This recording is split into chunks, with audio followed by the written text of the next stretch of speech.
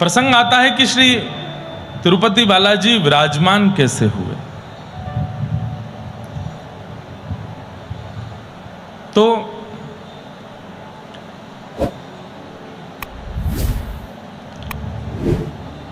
प्रभु श्री राम जब रामावतार में प्रकट हुए,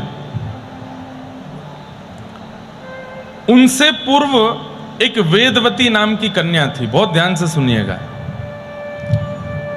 एक वेदवती नाम की कन्या ने खूब यज्ञ किए, तप किए कि भगवान मुझे पति रूप में प्राप्त हों। ठाकुर जी को पति रूप में प्राप्त करने के लिए वेदवती ने तप किया। और वेदवती कोई माता पिता से नहीं जन्मी थी, अयोनिजा थी। जिस प्रकार सीता जी पृथ्वी से प्रकट हुई हैं, रुक्मिणी जी पृथ्वी से प्रकट हुई हैं, ऐसे वेदवती भी पृथ्वी से ही प्रकट हुई है। बहुत सावधानी से सुने। श्री तिरुपति बालाजी कैसे विराजमान हुए, कैसे आए, बड़ी अद्भुत कथा है। तो वेदवती उसने खूब तप किया, और किस लिए कि भगवान मुझे पति रूप में प्राप्त हों। उसका तप पूर्ण होने ही वाला था और ठाकुर जी प्रकट होने ही वाले थे। और उस समय पर बहुत भयंकर प्रकोप चल रहा था रावण का। रावण को जैसे ही पता चलता था कोई तप कर रहा है, यज्ञ कर रहा है, हवन होम कर रहा है, तो वो जाकर के विघ्न डालने का प्रयास करता था। वेदवती के बारे में जब रावण को पता चला तो रावण ने जाकर के उसके तप को भंग करने के लिए तलवार का प्रहार किया। केश हाथ में पकड़ करके जैसी तलवार का प्रहार करने लगा तो वेदवती ने तलवार के प्रहार से पूर्व ही अपने केशों को काट दिया जो रावण ने पकड़े थे, और स्वयं अग्नि में प्रवेश कर गए। तप अधूरा रह गया, पूर्ण नहीं हो पाया। लेकिन फिर भी ठाकुर जी ने उनके उतने ही तप से कृपा करके उन्हें वचन दिया कि हम तुम्हें स्वीकार करेंगे। और किस रूप में स्वीकार किया? जब रामावतार भगवान का हुआ तो भगवान ने सीता जी को दंडक वन में जाकर के कहा कि आप अग्नि में प्रविष्ट हो जाओ। और अग्नि से सीता जी के रूप में ही छाया की सीता जी प्रकट हो गई। वो वेदवती ही थी जिसने तप किया था भगवान की प्राप्ति के लिए। क्यों?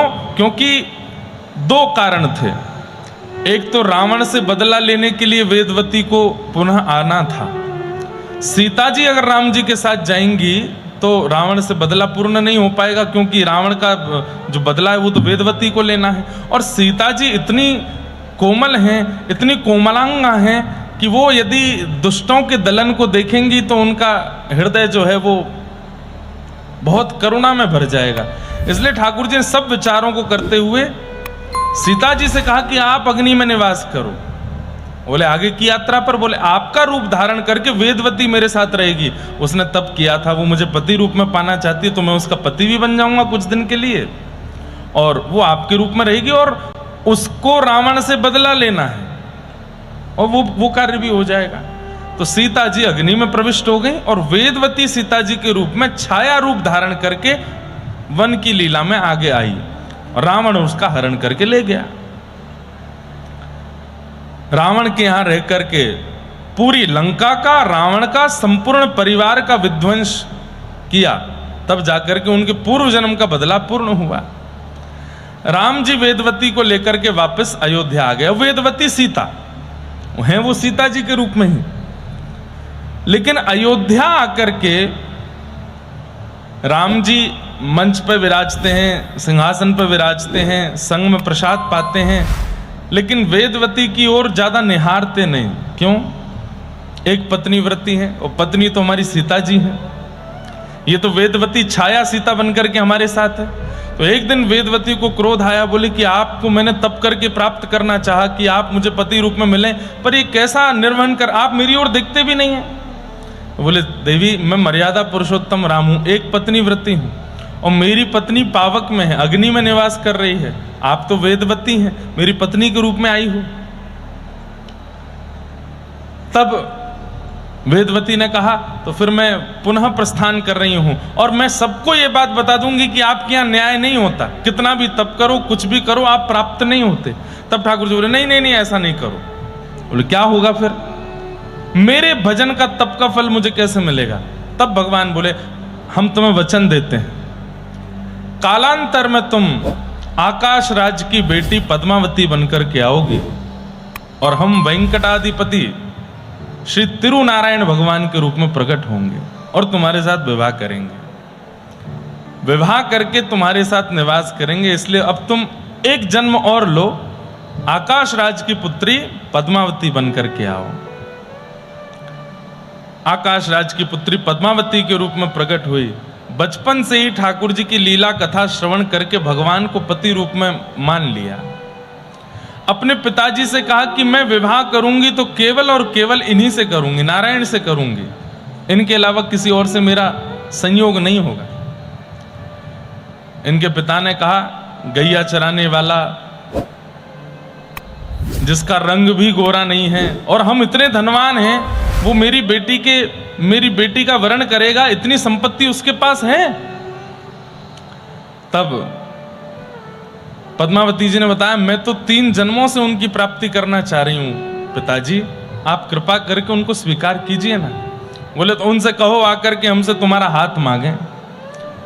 तब पद्मावती जी ने खूब तप किया, तप करके ठाकुर जी का आवाहन किया और तब तिरुनारायण भगवान श्री वेंकटाधिपति तिरुपति बालाजी, जिनको आजकल हम बोलते हैं, नाम उनका क्या है, तिरुनारायण भगवान, श्री वेंकटेश भगवान, तिरुनारायण भगवान प्रकट हो गए और प्रकट होकर के पद्मावती के पिताजी से हाथ मांगने गए। आपकी पुत्री ने पूर्व जन्म में तप किया था हमको प्राप्त करने के लिए, अब हम इस जन्म में आ गए इनका वरण करने के लिए, आप कृपा कर इनका विवाह हमसे कराओ। तो इनके पिताजी ने व्यंग में ठाकुर जी से कहा, इतनी संपत्ति है कि हमारी पुत्री को रख सको? तो तिरुपति बालाजी बोले, संपत्ति तो अभी नहीं। तो बोले, हम कैसे विवाह करते हैं, पहले हमें दिखा दो कि हमारी पुत्री प्रसन्न रहेगी आपके पास, तो हम अपनी पुत्री का विवाह करेंगे। तब भगवान ने कुबेर से जाकर के कहा कि भाई जितनी संपत्ति है सब हमको उधार दे दो, हम धीरे धीरे चुकाते रहेंगे तुम्हारा। सब लीला है भगवान की, भगवान को किसी से आवश्यकता है क्या मांगने की, लेकिन ये लीला करनी है ठाकुर जी को। कुबेर से जाकर के सारी संपत्ति लेकर के आए। आहा, ऐसी अद्भुत संपत्ति के स्वामी बनकर के, ऐसा अद्भुत मुकुट धारण करके, दुल्हा का रूप धारण करके वेंकटेश भगवान आए। भगवान के उस रूप को देख करके 33 कोटि देवता न्योछावर हो गए। सब बारात में पहुंचे, सब बारात में पहुंचे और भगवान का श्री पद्मावती के साथ में विवाह हुआ। बोलो तिरुनारायण भगवान की, वेंकटेश भगवान की। आप पद्मावती जी के साथ में विराजमान हो गए। तभी कुछ वर्षों पूर्व ठाकुर जी का लक्ष्मी जी से थोड़ी नोक-झोंक भी हुई थी। किस बात को लेकर के? लक्ष्मी जी ने भगवान से कहा, आप में कुछ ज्यादा दया नहीं है? आपके वक्ष पर प्रहार करके भृगु मुनि चले गए और आपने उनसे एक बात भी नहीं कही। बोले, मैं ब्राह्मणों से कुछ नहीं कहता। बोले, देखिए अब आपको बोलना पड़ेगा, ऐसे अच्छा नहीं लगता है, कोई भी कुछ भी कह जाता है आप शांत बैठे रहते हो। ठाकुर जी बोले, मेरा स्वभाव है शांत रहना। शांताकारम भुजगशयनम पद्मनाभम सुरेशम विश्वाधारम गगन सदृशम वेद वर्णम शुभांगम लक्ष्मीकांतम कमलनयनम योगभिर ध्यान गम्यम वंदे विष्णुम भवभयहरम सर्वलोकैक नाथम। शांताकारम, ठाकुर जी शांत रहते हैं, और अगर उनके भक्त शांत नहीं रहते तो इसका मतलब ठाकुर जी ने भक्त रूप में स्वीकार किया नहीं। ठाकुर जी का शांत स्वभाव लाइए चित्त में। लक्ष्मी जी रूठ करके चली गई। बोले, या तो आप भृगु जी को कुछ कहिए, नहीं तो मैं रूठ के जा रही हूं। भगवान बोले, आप जाओ, हम ब्राह्मणों से कुछ नहीं कहेंगे, वो चाहे हमसे जो कर लें, वैकुंठ भी मांग लेंगे तो मैं दान कर दूंगा, लेकिन ब्राह्मणों से एक शब्द नहीं बोलूंगा, मेरे प्राण हैं वो। लक्ष्मी जी नाराज होकर चली गई। या उसी बीच में ये वाली क्रिया हो गई कि भगवान तिरुनारायण बनकर के गए और पद्मावती जी के साथ में विवाह हुआ। नाराज होकर के लक्ष्मी जी विराजमान हो गई कोल्हापुर में आकर के। लक्ष्मी जी का मंदिर है। मुझे वहां किसी ने बोला कि महाराज जी ये पार्वती जी हैं, परंतु कई आचार्यों ने हमको कहा कि नहीं, वो पार्वती जी नहीं, लक्ष्मी ही हैं। इसलिए तिरुपति बालाजी के बाद कोल्हापुर दर्शन लक्ष्मी जी का करना अनिवार्य होता है। कई लोग कोल्हापुर से तिरुपति जाते हैं, तिरुपति से कोल्हापुर आते हैं, ऐसा क्रम रहता है। तो नारद जी महाराज लक्ष्मी जी से मिलने के लिए आए। लक्ष्मी जी बोली, कहो नारद जी कैसे आए? बोले, हम तो बढ़िया चकाचक भोजन करके आ रहे हैं, पेट भर गया है, गले तक भरा हुआ है, क्या बताएं। लक्ष्मी जी बोली, ऐसा कहाँ भंडारा पा के आए? बोले, ठाकुर जी का विवाह था ना, पद्मावती से विवाह हुआ है, वहीं से प्रसाद पा के आ रहे हैं। लक्ष्मी जी बोली, हमको नाराज करके यहां भेज दिया और खुद ने दूसरा विवाह कर लिया पीछे से, कहां पर हैं? बता दिया। बोले, अच्छा आपको नहीं पता था क्या? हमसे तो गलती हो गई। बोले, कहां है? बोले, तिरुपति। लक्ष्मी जी बोली, अभी बताती हूं। लक्ष्मी जी अपने वाहन पर विराजमान होकर के जैसे तिरुपति जाने लगी, पद्मावती जी घबराई। बोले, जय जय, क्या हो रहा है? बोले कि आपकी बड़ी वाली आ रही हैं। बोले, कौन? बोले, लक्ष्मी आ रही हैं। आपने तप करके हमको प्राप्त करना चाहा, पर हम तो लक्ष्मी के हैं ना। बोले, अब क्या करें? बोले, कुछ नहीं, आने दो, शांत रहना। वो कितना भी सुनावें, कुछ कहें, डांटेंगी, फटकारेंगी, शांत रहना, कुछ उत्तर मत देना। सबसे बढ़िया तरीका है किसी के क्रोध को शांत करने का कि तुम शांत रहो, कुछ मत बोलो। प्रत्युत्तर दोगे तो क्रोध और बढ़ जाएगा।